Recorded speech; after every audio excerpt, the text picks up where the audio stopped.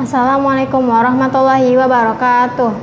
Innal hamdalillah nahmaduhu wa nasta'inuhu wa nastaghfiruh wa a'udzu billahi min syururi anfusina wa min sayyiati a'malina. May yahdihillahu fala mudilla lahu wa may yudlil fala hadiyalah. Asyhadu an la ilaha illallah wa asyhadu anna Muhammadar Rasulullah. Allahumma shalli ala sayyidina Muhammad wa ala sayyidina Muhammad amma ba'du. Pada kesempatan kali ini saya ingin mempresentasikan kitab fikih yang berjudul Sanksi Pelanggaran Islam.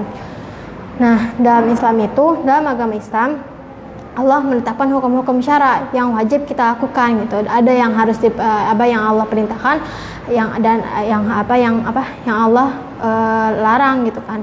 Nah, dan Allah itu udah menetapkan namanya hukum-hukum ukubat gitu kan. Nah, buat apa hukum-hukum ada kisos, hukum ukubat gitu? Untuk adanya pencegah dan penebus bagi para kriminal, bagi para orang yang melakukan kejahatan gitu. Pencegah apa? Pencegah bagi para orang-orang yang ingin melakukan perbuatan kejahatan gitu. Kenapa makanya Allah larang? Karena memang tidak diperbolehkan gitu. Nah, hukum ukubat ini juga tuh tidak dibolehkan gitu kan. Kenapa nggak dibolehkan ketika hukum ukubat ini tidak diperbolehkan ketika hukum kriminal ini tidak dijalankan gitu. Jadi hukum adanya hukum kisos, hukum ukubat gitu dilakukan tuh pas adanya hukum kriminal gitu. Ada orang yang melakukan kejahatan, misalkan ada orang yang mencuri gitu. Hukumnya apa? Kisosnya apa? Hukum potong tangan gitu. Kenapa? Biar jadi pencegah, biar jadi ngeliat orang lain yang ngelihatnya itu tuh ngeri gitu kan. Biar orang tuh ngeliatnya kayak nggak mau ngelakuin itu. Kenapa gitu ya? Karena kalau misalkan melakukan kejahatan gitu, pasti nanti bakal potong tangan, kayak mencuri gitu. Hukumnya nanti potong tangan gitu. Bagi yang berzina itu nanti ada yang dihukum rajam gitu. Itu makanya Allah memberikan hukum-hukuman gitu dalam Islam, biar ada namanya rasa tidak ingin melakukan seperti itu yang Allah larang gitu kan. Nah, kan manusia juga kan diciptakan oleh Allah gitu ya. Manusia yang diciptakan oleh Allah itu pasti adanya jasmani dan adanya naluri gitu. Nah, di dalam kehidupan manusia gitu, pasti kan manusia ada memenuhi kebutuhan hidupnya gitu kan. Tapi kebutuhan hidupnya juga nih harus ada aturan gitu. Makanya di setiap semua apapun itu pasti ada aturannya gitu. Bahkan misalkan aja ada orang gitu yang membeli TV, pasti ada buku panduan cara memakai TV, menggunakan TV, menjaga TV itu bagaimana gitu. Pasti semua itu memiliki aturan gitu kan. Dan aturan itu harus dikerjakan gitu, jangan dilanggar gitu kan.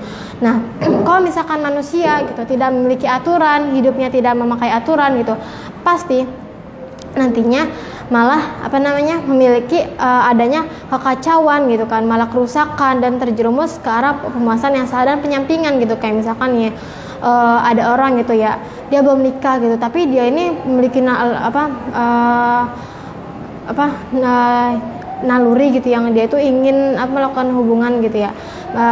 Di dalam Islam hukum syaranya menikah gitu dengan cara yang halal, bukannya pacaran gitu, pegang-pegang tangan, itu malah menjerumuskan ke dalam dosa gitu kan. Nah, Allah itu juga udah memenuhi tata cara gitu kan, tata cara untuk memenuhi naluri dan jasmani manusia gitu. Nah, dari mana syariatnya, hukum-hukumnya dari mana? Yaitu dari Quran dan As-Sunnah gitu kan. Jadi Allah juga bikinnya tuh nggak cuma sembarang doang gitu, dari sesuai Quran dan As-Sunnah gitu. Nah, syariat Islam juga tuh udah menetapkan hukum halal dan haram gitu. Jadi ada namanya hukum halal dan haram gitu. Misalkan babi itu haram bagi kita, nah berarti kan jangan dilakukan, jangan dimakan gitu, harus dijauhi gitu. Berarti nggak boleh makan babi. Kalau misalkan dilanggar gitu, berarti mendapatkan hukum gitu, hukuman dunia dan di akhirat gitu, tergantung gitu. Dalam kedua kondisi gitu kan, ada yang melakukan tindakan kriminal gitu, harusnya berarti dijatuhi hukuman gitu. Nah, dia itu harus melaksanakan perintah Allah gitu, karena kalau misalkannya nggak dilaksanakan gitu, ya nanti mendapat hukuman lagi di akhirat gitu kan. Makanya sampai ada bukti-bukti gitu ya, kalau misalkan Allah itu tuh membuktikan tegas gitu bahwa Allah tuh udah menyuruh manusianya untuk beramal ma'ruf nahi mungkar gitu, kayak emang nggak boleh itu untuk melakukan yang hal keharuman gitu kan. Sampai di dalam Quran gitu kan, Allah tuh menyebutkan di Quran surah Ar-Rahman ayat 41 gitu ya, A'udzu billahi minasyaitonir rajim. Bismillahirrahmanirrahim. Yu'raful mujrimuna bisimahum fayu'khadhu bin nawasi wal aqdam. Dan artinya gitu ya, orang-orang yang berbuat kejahatan dapat dikenal dari tanda-tandanya gitu, maka direnggutlah mereka dari ubun-ubun dan kaki-kaki mereka gitu. Jadi kan ketika ada hukuman gitu ya, gak dilakukan di dunia, berarti dilakukan nanti akan di akhirat gitu dilakukannya gitu kan. Makanya ada lagi kan di Quran surah di Quran surah Al-Waqiah gitu, Allah tuh menyebutkan dengan la akiluna min syajarin zakum gitu kan, famalihuna minha butun fasyaribuna minal hakim fasyaribuna syurbal him gitu, dan kamu makan pohon zakum dan perutmu akan penuh dengannya gitu. Pohon zakum itu pohon yang ada di neraka gitu, dan kamu akan minum air mendidih gitu, kamu meminumnya seperti unta yang kehausan gitu. Kita nanti saat di neraka gitu ya, kita ngerasa haus banget gitu, saking hausnya kita tuh kayak apapun pasti akan diminumin gitu. Nah nanti di neraka itu akan diberikan air panas gitu, air yang sangat mendidih gitu oleh malaikat kan, diberikan kepada kita gitu. Nah kita tuh minumnya kayak orang yang haus bertahun-tahun gak pernah minum gitu. Orang yang lagi buka puasa pasti minumnya langsung belek-belek gitu kan.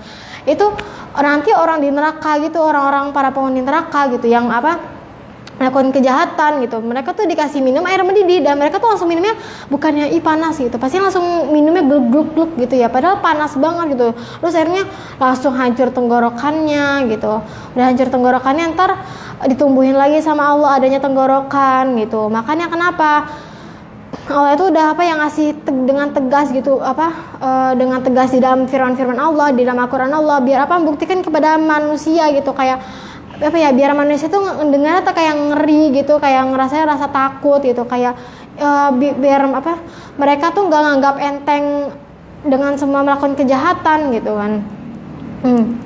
Terus gimana caranya gitu biar kita nggak ngelakuin kejahatan gitu, biar kita ngelakuin kejahatan gitu. Nah makanya mempelajari hukum-hukum Islam, bagaimana ini boleh itu hamar boleh atau tidak gitu, mempelajari Al-Quran, mentadaburi alam Al-Quran gitu kan, boleh apa tidak gitu. Kalau misalnya tidak boleh berarti dijauhin gitu, jangan malah dilanggar gitu, malah minum khamar, malah makan babi gitu kan, ya itu kan malah melanggar hukum syariat gitu. Nah dari sini jelas gitu kan bahwa kalau hukuman dunia itu hukuman dunia itu tuh bisa menggugurkan siksaan di akhirat gitu.